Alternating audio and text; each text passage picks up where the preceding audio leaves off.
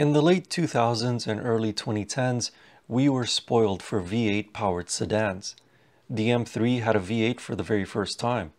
The Audi RS4 was one of the fastest V8s on snow and ice. And, as a certain someone famously said, the Mercedes-Benz C63 had a nuclear bomb under the hood. Fast forward to 2023, and all of the cars I mentioned no longer have V8 engines. These days, if you want a V8 in a sports sedan, you choose an American car or you choose this Lexus IS500.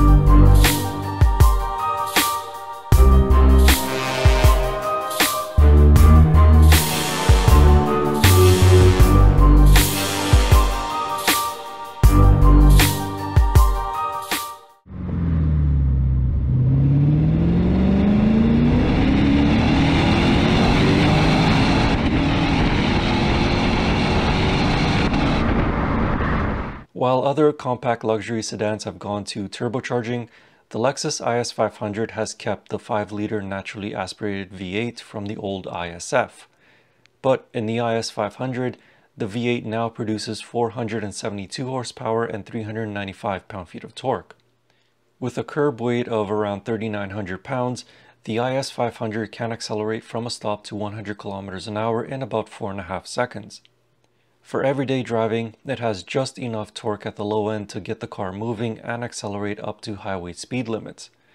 But when you find yourself on a twisty road or on a racetrack, this engine comes alive. If it wasn't for the 7,300 RPM redline, I'm sure that it would want to continue revving well past the 9,000 mark. It is smooth and relentless in its power delivery when the needle goes north of 4,000. With the added power, stronger brakes are required, and the IS500 has just those. The front axle provides the brunt of the stopping force with 14-inch 2-piece rotors and 4-piston calipers. The pedal travel is a little on the long side, however, the stopping force is easily controllable. The Lexus IS500 isn't as hardcore of a sports sedan as something like the BMW M3, or for that matter the M340i. The adaptive dampers provide an excellent ride for the type of car that it is, but they do allow for a bit more body movement through corners than something like the M340i. Having said that, the IS500 doesn't try to scare you when you're in the driver's seat. Steering is sharp and decently communicative.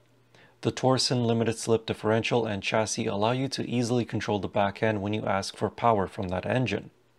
The car feels more relaxed than in some other super serious sports sedans. Just about anyone can get in it and have a great time behind the steering wheel without feeling intimidated by the V8. One thing that is holding back this engine, and in fact the entire car, is the 8-speed automatic transmission. It first saw the light of day in 2007, and while I'm sure it has received updates since then, it's still not as good as the 8 or 9-speed automatics found in the German rivals. In fairness, this 8-speed does provide smooth shifts when you're cruising around town. But even with the drive mode in Sport Plus, the upshifts and downshifts don't have the sharpness of a more modern automatic transmission, never mind a dual clutch.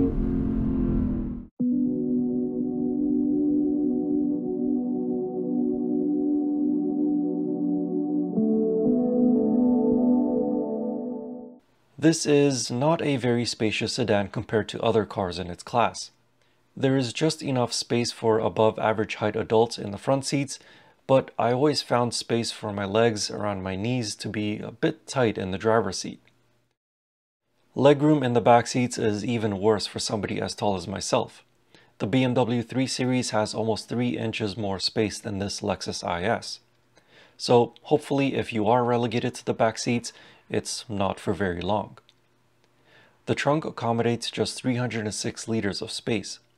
The back seats can fold down 60/40 for more space, but there's an awfully large step between them and the trunk floor. As well, there is a spare wheel under the trunk floor. The most prevalent noise that you don't want to hear in the cabin is the road noise from the tires. It can get a bit annoying when cruising on highways. However, the one noise that you do want to hear in the cabin is the sound of the V8. This is a great sounding engine, and it doesn't have any artificial snap, crackle, and pops that other engines like the BMWs are known for. It's all raw sounds.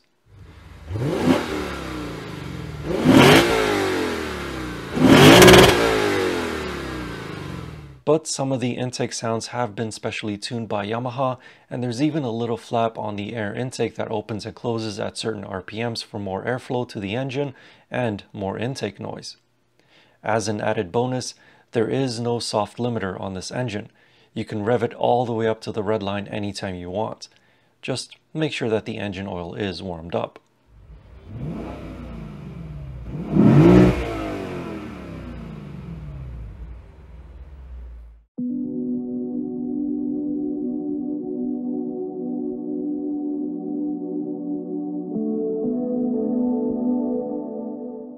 Unfortunately, the 2023 Lexus IS 500 doesn't come cheap. It starts at $75,000 Canadian, which is significantly more than the starting price of the BMW M340i. In fairness though, it is a fully loaded vehicle, for the Canadian market at least, with only the paint and accessories as optional extras. For that price, it's not really missing anything. A head-up display would be a nice addition, but I never found myself yearning for one. It has soft leather seats with heating and ventilating, a heated steering wheel, a power sunroof, surround view cameras, although they are low resolution unfortunately. There's automatic climate control, front and rear parking sensors, and a pretty good 17-speaker audio system. The design of the IS 500's cabin is getting on a bit. More importantly, for me at least, it is all functional thanks to the physical controls. Every button or knob function is clearly visible and where you would expect it to be.